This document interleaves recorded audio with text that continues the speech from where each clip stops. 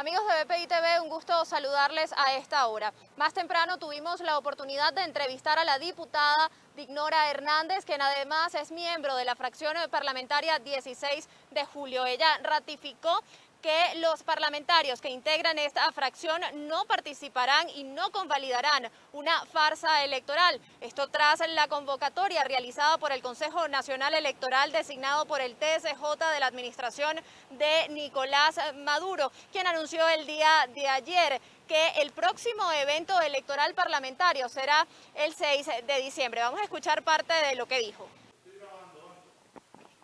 Diputada, el día de ayer el Consejo Nacional Electoral anunció unas fechas para las elecciones parlamentarias, 6 de diciembre, sin embargo, aún no se tiene claro cuál es el fundamento de estas elecciones, ni siquiera se tiene claro cómo se va a hacer luego de que se quemara en el galpón todo el parque de la maquinaria electoral. ¿Qué opina la fracción 16 de julio con respecto a este anuncio?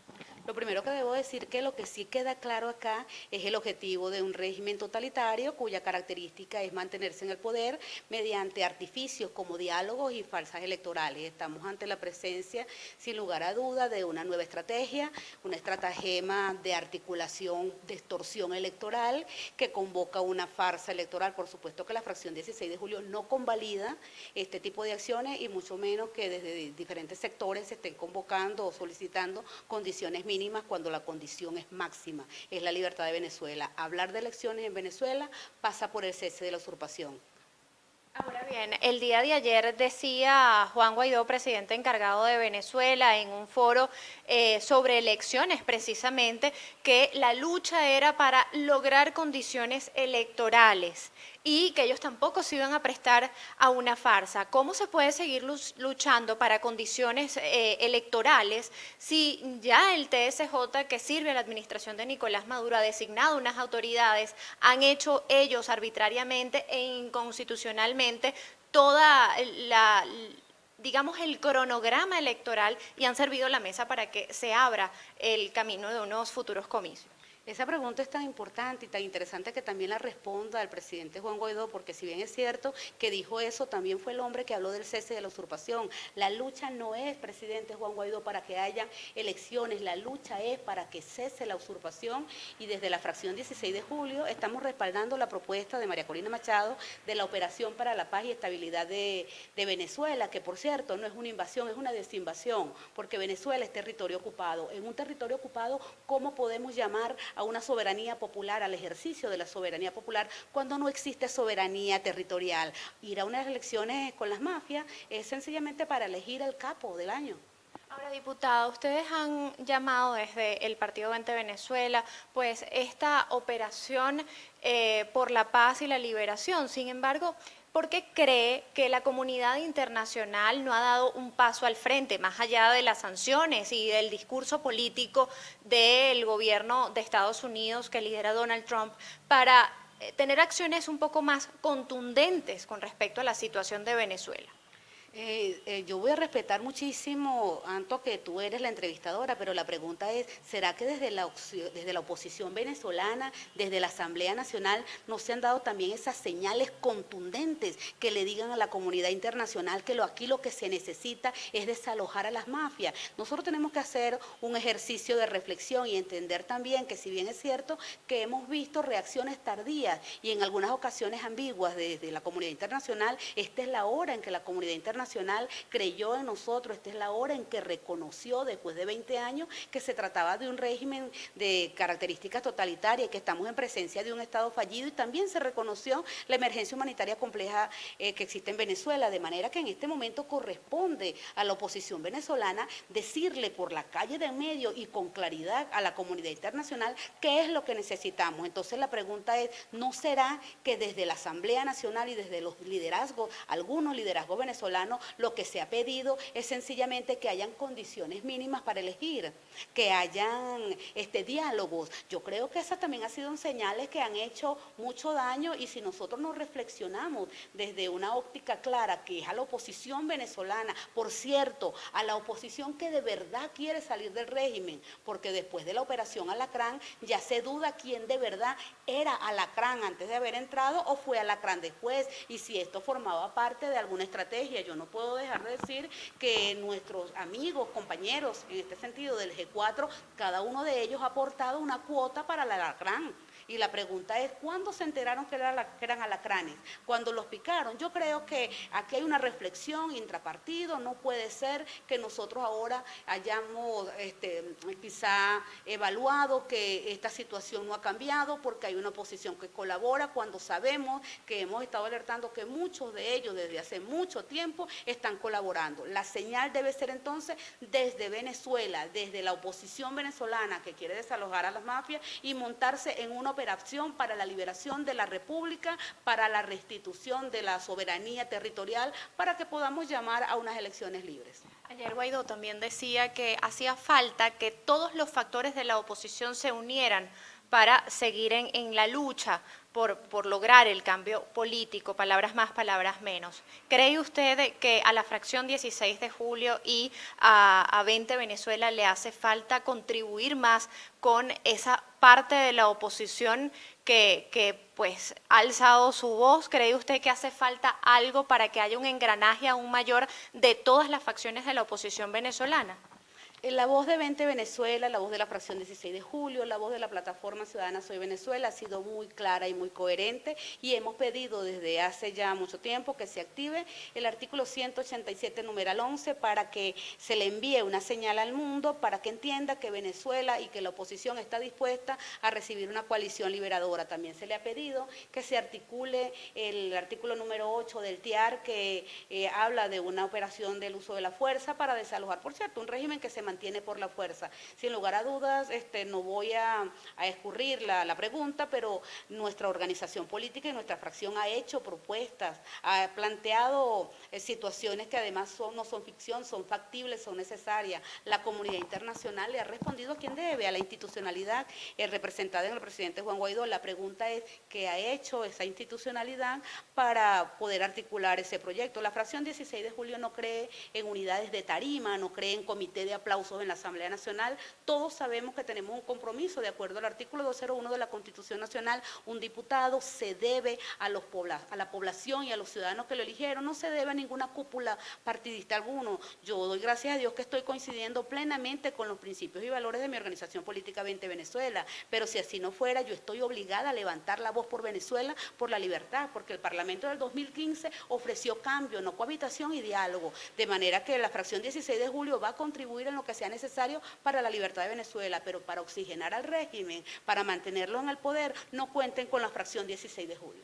Fíjese, diputada, el parlamentario también Stalin González decía hace unos días que había que cambiar la ruta ofrecida por Juan Guaidó y que había que iniciar conversaciones. Esto pues se puede asumir como que él está planteando la ruta de la negociación de nuevo. También el expresidente uruguayo en estos foros de encuentro por Venezuela hacía un llamado o esbozaba la situación vivida en aquel momento en Uruguay y decía que las negociaciones son, digamos, uno de los caminos más importantes para el cambio político, pero tenían que ser negociaciones que condujeran a resultados. ¿Cree usted que se pueda reavivar un nuevo capítulo de negociaciones en el país? Creo que en la oposición venezolana y en la situación venezolana siempre ha existido quien quiera ir a una elección, quien quiera dialogar y que quiera entenderse en los términos de sus intereses con el régimen. Entendemos que esas negociaciones hasta ahora no han producido ni el quiebre de la dictadura, ni la libertad de Venezuela, por cierto, ni siquiera la mejora en la calidad de vida del venezolano. La pregunta es, ¿a quién benefician? ¿A quién o a quiénes benefician este tipo de diálogo? diálogo. Claro que creemos en el diálogo y creemos en las negociaciones como mecanismo para dirimir dificultades, pero no con malandros, no con malandros. A malandros hay que aplicarle sencillamente el uso de la fuerza, y eso es muy lógico. Usted se encuentra en una situación de secuestro, en una situación de asalto, usted posiblemente le pida al malandro una ocasión que se calme y que vayan a negociar, pero si después de 11 diálogos, 29 elecciones, el malandro no le hace caso, que toca. No puede usted convertirse en malandro también para legitimar unas acciones. Yo quiero hacer un alto acá porque quiero también señalar que en atención a las últimas declaraciones del señor Stalin González, mucho me preocupa que no sean unas declaraciones aisladas, sino que sea una avanzada en primera persona, como ya, gracias a Dios, porque hay que agradecerle, el diputado Stalin ya no tiene escrúpulos, porque dentro de sus acciones siempre demostró que él cohabitaba con el régimen, ahora por lo menos lo dice de palabra, de manera que no me preocupa ni los alacranes ni el diputado González, me preocupa quienes están compartiendo esa estrategia con él, porque hasta ahora he visto a pocos desmarcarse de esas palabras. ¿Quiénes pudieran estar apoyando esta propuesta de Stalin González? Yo podría aventurarme en decir que desde las diferentes organizaciones políticas ha existido una estrategia, inclusive cuando llaman a no participar en elecciones, sabemos que salen algunos rebeldes que ellos autodenominan autoexcluidos y salen a inscribirse en unas elecciones. Pasado el proceso electoral y haciéndose de unos pocos espacios, entre comillas, porque todos sabemos que le colocan protectores, que no pueden ayudar a sus comunidades, que sus gestiones son nefastas, estos personajes son nuevamente admitidos, inclusive no es una sorpresa, y podemos recordar acá cómo después que nosotros nos reconocimos unas elecciones de alcalde, de gobernadores, perdón, y unos gobernadores que se juramentaron ante un proceso constituyente y refutamos fuertemente ese tipo de conducta, después se pidió en la misma Asamblea Nacional un acuerdo para reconocer a Alfredo Díaz y su gestión como gobernador de Nueva Esparta. En esa ocasión la fracción 16 de julio inmediatamente se opuso a ese acuerdo y fue tildada de divisionista, colaboracionista, que no queríamos respaldar a este ciudadano, y sin lugar a dudas debemos recordar quién hizo esa acusación en contra de la fracción 16, de la que no se desmarcó su partido, el señor Bernabé Gutiérrez. ¿Hacia dónde iba Bernabé Gutiérrez? Entonces, creo que, señores, que en las organizaciones políticas hay muchos Bernabé Gutiérrez, hay muchos Luis Parra, y que la Asamblea Nacional sigue picada de alacrán. En 20 Venezuela hay Bernabé Gutiérrez, hay Luis Parra. 20 Venezuela está totalmente consciente de que nada humano les es ajeno. Nuestro partido tiene hombres y mujeres que han dado muestra de estar comprometidos con la libertad de Venezuela. También entendemos que existen tentaciones electorales. Yo no puedo decir con claridad en este momento quién podría ser. Lo que sí le puedo prometer a Venezuela es que 20 Venezuela está del lado de la libertad, que no participe en farsas electorales, y que cualquiera de nuestros afiliados que dé el debate al respecto y piense que es posible convivir con este régimen, sencillamente tendrá que ser parte de esta estrategia, ya no estará en 20 Venezuela. Diputada, pero deja entrever entonces que si hay algunos miembros de 20 Venezuela que podrían estar en esta operación Alacrán, ¿o estoy entendiendo mal? No dejo entrever, digo que sencillamente no puedo en este momento señalar a nadie, porque no existe en 20 Venezuela nadie que esté participando de esta farsa electoral. Nos reunimos los lunes, los martes con todas nuestras estructuras, mantenemos contacto permanente, pero dejo claro que si un tipo de conducta de este tipo llegara a aflorar dentro de la organización política, sin lugar a duda la debatiremos, la discutiremos, pero creo que en este momento todos estamos claros, porque además es un mensaje que ya hemos colocado en voz de nuestra coordinadora nacional y en voz de nuestros diputados y todos nuestros dirigentes. No estamos participando. Lo que quería señalar entonces es que cualquier vocero que hable de participar en elecciones con la franela turquesa o en las siglas de 20 Venezuela no está sencillamente consono con nuestros principios. Lo que sí queda claro es que vamos de nuevo a reeditar el episodio electoral de mayo de 2018. ¿Qué va a hacer 20 Venezuela para evitar que los venezolanos sean convocados a un evento electoral sin condiciones y que definitivamente van a nombrar nuevas autoridades del Poder Legislativo? La historia no es secuencial.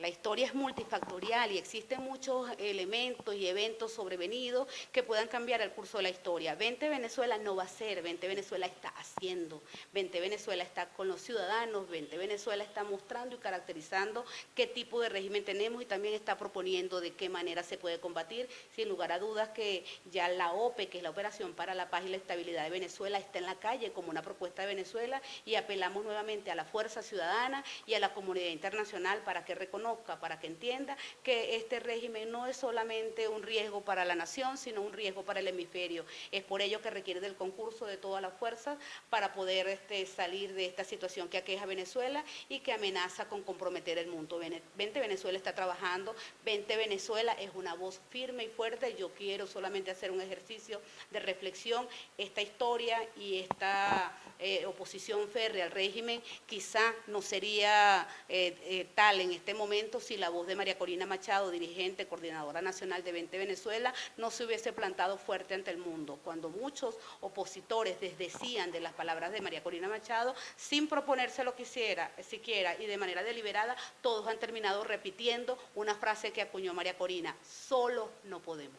Ahora, diputada, ¿cómo ejecutar la OPE? Porque pues ya ustedes han esbozado de qué se trata esta operación, pero lo que no queda claro o pareciera que no hay consistencia en el cómo ejecutarlo, cómo hacer para obtener el apoyo de la comunidad internacional, que es fundamental para lo que ustedes proponen.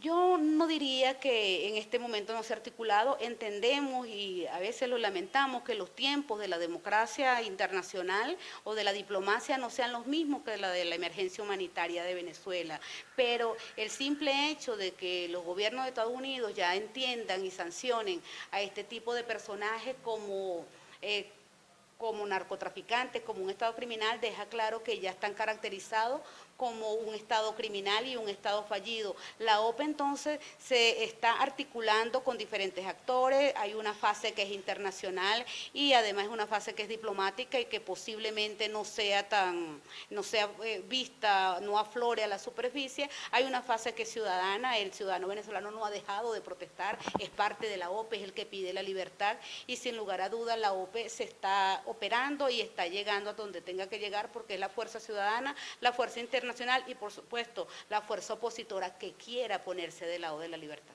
¿Qué actores internacionales estarían ya apoyando la OPE? Los países de la comunidad internacional, tal como nuestro principal aliado, Colombia, y los aliados de Estados Unidos, ya han empezado a caracterizar este sistema como criminal. Las sanciones, inclusive que existen en la presente, también la búsqueda de algunos personeros políticos venezolanos como narcoterroristas, obedecen precisamente ese tipo de acciones, y es que una caracterización correcta de la forma, de la manera en que se presenta este régimen y la forma como actúa es necesaria para articular en conjunto con el derecho humanitario internacional mecanismo de acción. No es lo mismo tratar a un demócrata rebelde que tratar a un criminal. Ahora bien, ya para finalizar, hay ciudadanos que están debatiéndose la idea de ir o no a votar. ¿Qué le dice usted a esos ciudadanos? Yo apelo a la conciencia ciudadana, apelo a los 20 años de aprendizaje que hemos tenido en Venezuela, asistiendo a procesos electorales con un régimen que no respeta inclusive los procesos electorales, un régimen que se apoya en las Fuerzas Armadas o en parte de su cúpula para someter al ciudadano y para extorsionar a través de un mecanismo denominado carné de la patria, que yo he llamado el carné de la trampa, para extorsionar a través del voto. El venezolano sabe que su voto no elige, sabe que sencillamente es utilizado para legitimar a las mafias. Yo solamente dejo esto a reflexión del ciudadano venezolano, porque como ciudadana no me corresponde decirle a nadie qué es lo que tiene que hacer, solo sé lo que yo voy a hacer y no asistir a elecciones con mafias. Gracias, diputada, muy amable. Destacó que la fracción 16 de julio continúa apoyando a la presidencia encargada de Juan Guaidó. Sin embargo, dejó claro que según sus propias palabras no pertenece a ningún comité de aplausos y cuestionó además las acciones empleadas por Juan Guaidó para lograr el cese a la usurpación. Soy Antonieta La Roca y reporté para ustedes desde la ciudad de Caracas para BPI TV.